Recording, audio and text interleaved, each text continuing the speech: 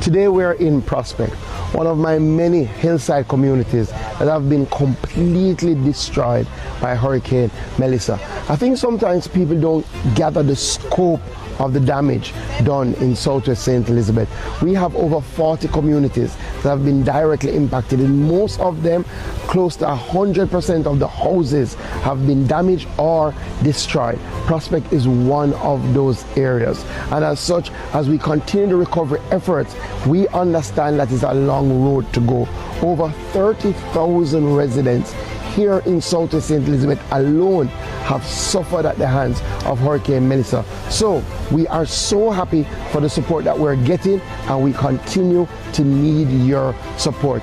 In the past week, we've gotten great support from a number of great Jamaican entities, performers, and just goodwill from people who want to give back. I want to thank B&D Trawling, who came down and distributed about 1,000 packages in a place called Slipe. Slipe has a population of about 3,000 people, so we're happy to reach so many at one time. I want to thank Mr. Wint, who went into Vineyard again with about 500 care packages to reach to the residents in that area. The Chinese community was with me. We went into Parity. So many people have been into so many different districts. We had our volunteer day with doctors who came from all over Jamaica to serve over 200 people. We issued over 100 prescriptions, went into about 15 communities, and we still do everyday meals. I want to thank KFC, who has made that possible when we're moving across community, providing meals. I want to thank the World Central Kitchen, who has been working with us to provide hot meals each day and apples.